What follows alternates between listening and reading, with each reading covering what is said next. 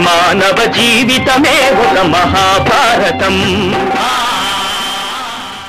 ఈ కార్యక్రమాన్ని మీకు సమర్పిస్తున్న వారు వైష్ణవి క్యాటరర్స్.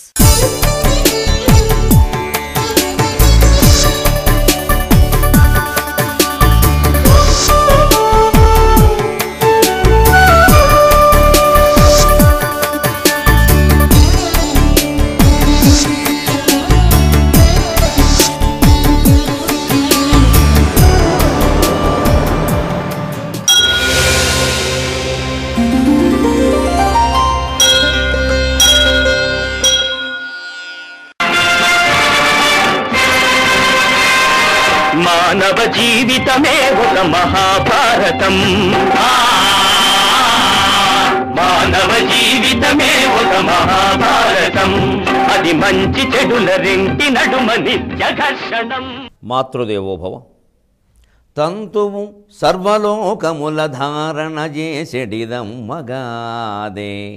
మన ఇళ్లల్లో వితంతువులని చాలా కాలంగా అవమానించి అనేక రకాల అపశకునాలకి గురి చేసి, సూటిపోటి మాటలకు గురి చేసి మనం చేటు తెచ్చుకున్న నిజంగా వారి ఆశీర్వచనాన్ని, వారి సానుభూతిని కోల్పోయి, స్త్రీలని అందున వితంతువుల్ని అగౌరవించిన ఏ జాతి ఎప్పుడూ బాగుపడదు. అది మన సంప్రదాయం దగ్గర నుంచి నేడు ఆధునిక మనస్తత్వ శాస్త్రం వరకు అందరూ అంగీకరించిన విషయం. పైగా కాశీఖండం, సూత సంహిత లాంటి గ్రంథాల్లో ఏవం వ్రత సమాయుక్త యానారీ పతిదేవత ఉమా శివ సమాసాక్షాత్ తస్మాత్తాం పూజయేద్ బుధ అని చెప్పారు. సూత సంహితలో, కాశీఖండంలో స్పష్టంగా ఉంటుంది. భర్త ఉన్నా లేకపోయినా ఆ అమ్మ, ఆ స్త్రీ గౌరీదేవితో సమానం. ఉమా శివ సమాసాక్షాత్ తస్మాత్తాం పూజయేద్ బుధ అన్నారు. అంచేత తెలివైన వాడు ఎవరైనా సరే ఆవిడ్ని పూజించి గౌరవించి ఆవిడ ఆశీర్వచనం పొందవలసిందే తప్ప ఎట్టి పరిస్థితుల్లోనూ అవమానం చేయకూడదు. పైగా సతంతువు కంటే వితంతువుని ఇంకా ఎక్కువ ప్రేమించాలి. ఎందుకంటే ఆవిడ్ని ప్రేమించే ప్రధానమైన వ్యక్తి ఆవిడ భర్త లేరు కాబట్టి పుత్రులు, పుత్రికలు, బంధువులు ఆవిడ్ని ఎక్కువగా ఇంకా అభిమానించాలని శాస్త్రం చెబుతోంది. దానికి ఉదాహరణే మా అమ్మ మీద నేను వెళ్ళిన పద్యం. మీరు అందరూ పంచుకుని మన సంసారాల్లో ఒక సౌభాగ్యమైన వాతావరణాన్ని నెలకొల్పి వృద్ధులకు ఒక ఊరటను కలిగించండి. తంతువు సర్వలోకముల ధారణ చేసెడిదమ్మగాదే. ఆ తంతువదే స్వయంబుగా వితంతువుగా నెటులవును.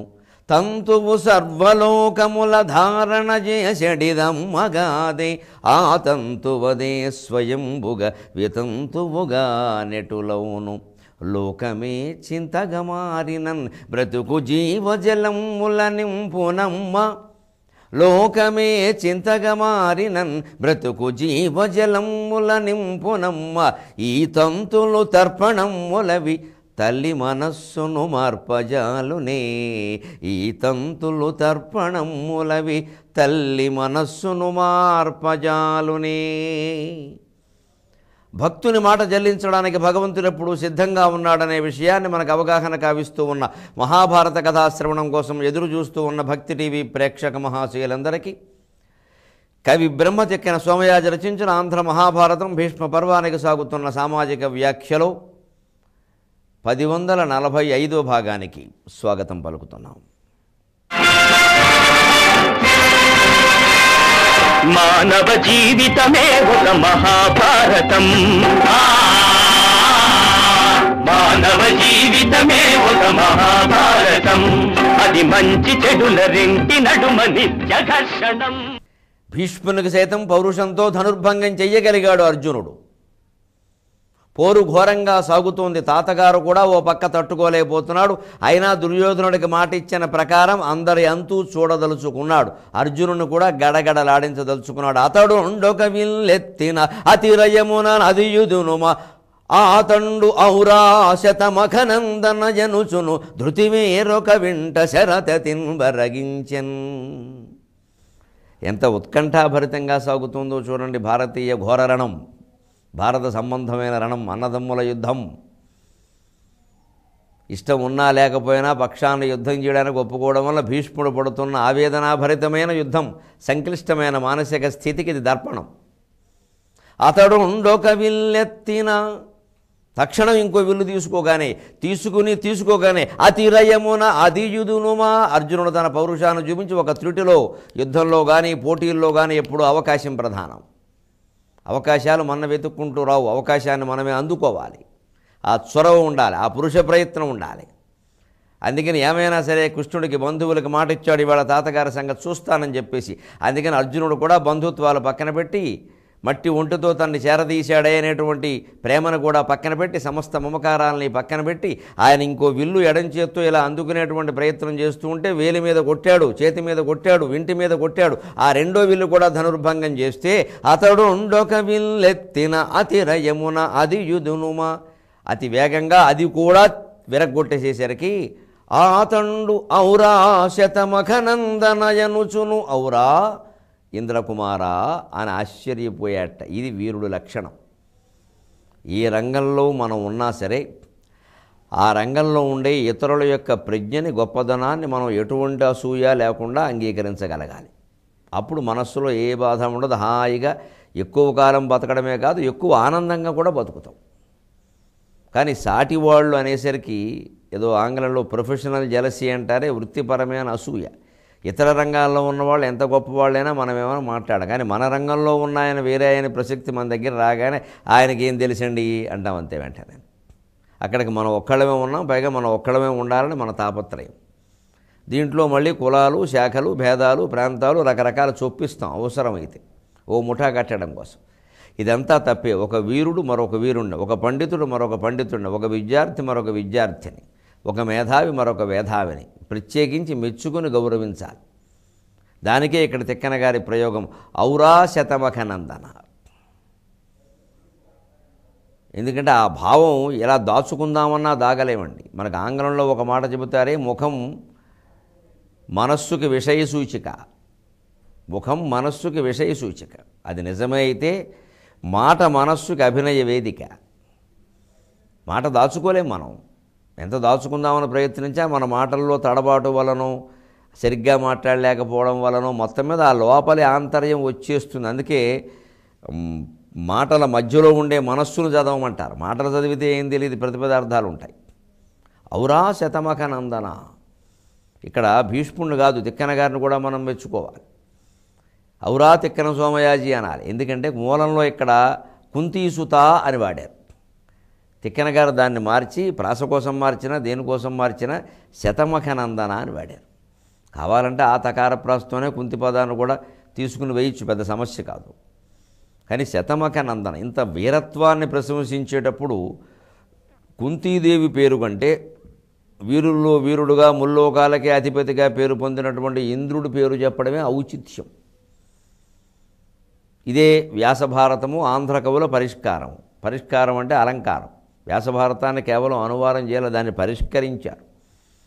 ఏదో చక్కగా స్నానం చేసి అందంగా మల్లె పువ్వులా, మంచున తడిచిన మల్లె పువ్వులా ఉన్నటువంటి అమ్మాయిని ఒక మంచి అలంకారం చేయగలిగేటువంటి మరొక అమ్మాయికి అప్పగించి పెళ్లి కూతురుగా తయారు చేయవమ్మా అంటే అమ్మాయి ఎలా తయారు చేస్తుంది? ఇంకా 1 గంట 2 గంటల సమయం తీసుకుని.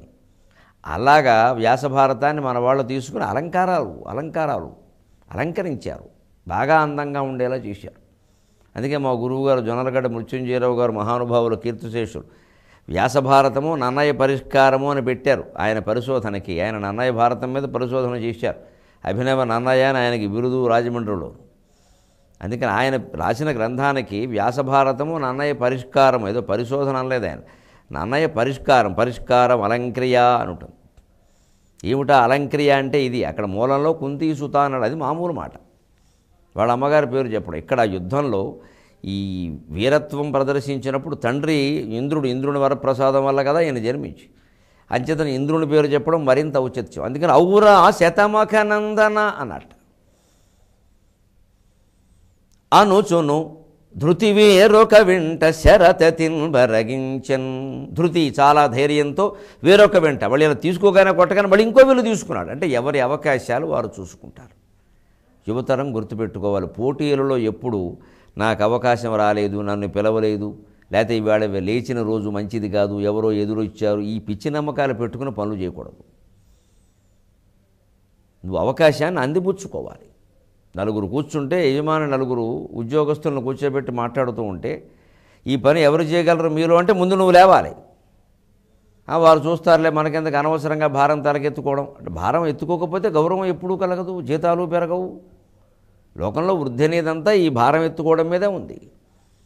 సంపూర్ణంగా నీ సంసార భారాన్ని, జీవిత భారాన్ని ఎవరు వదిలిపెట్టినా సరే నీ బంధుమిత్రుల భారాన్ని నీ భుజం మీదకి ఎత్తుకోమన్నాడు వివేకానందుడు.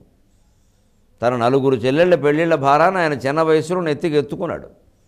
భగవద్ అనుగ్రహంతో స్వప్రయత్నంతో అద్భుతమైన సంబంధాలు చూసి వాళ్ళకి పెళ్ళిళ్ళు చేశాకే సన్యాసం పుచ్చుకున్నాడు. ఈ కుటుంబ బాధ్యతలేం విస్మరించలేదు వివేకానందుడు. ఆయన 150వ జయంతి సందర్భంగా చెప్పుకోవాల్సిన విషయం ఇది. ఏం వీళ్ళు అన్ని ధర్మాలు వదిలేసి వెళ్ళిపోయిన వాళ్ళు కాదు. రామకృష్ణ పరమహంస కానీ వివేకానందుడు కానీ వాళ్ళ బాధ్యతలన్నీ నిర్వర్తించారు. మహాయోగి అవధూత అయినటువంటి రమణ మహర్షి కూడా తల్లిని చివరి సమయం వరకు జాగ్రత్తగా చూసుకున్నాడు. ఆ తల్లి బాధ్యత మర్చిపోలేదు ఆయన. అంచేతను బరువులు బంధాల పట్ల భయపడకుండా ఉంటాడు భక్తుడైన వాడు. మొత్తం అన్నీ భగవంతుడికి ఏం అర్పించేయడు. అక్కడ భగవంతుడికి భారంగా తాను పరిణమించడు. పురుష ప్రయత్నం చేయగలిగినంత వరకు చేస్తాడు.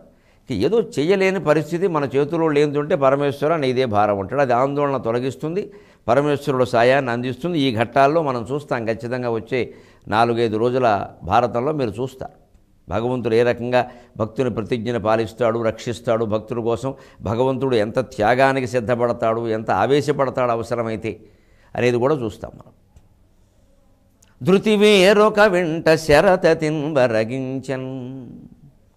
వేరొక విల్లు తీసుకుని బాణ పరంపర ప్రయోగిస్తూ ఉంటే అర్జునుడు వణికిపోతూ వాలిపోతూ కూడా యుద్ధం చేస్తున్నాడు. పాపం మానవ జీవితమే ఒక మహాభారతం.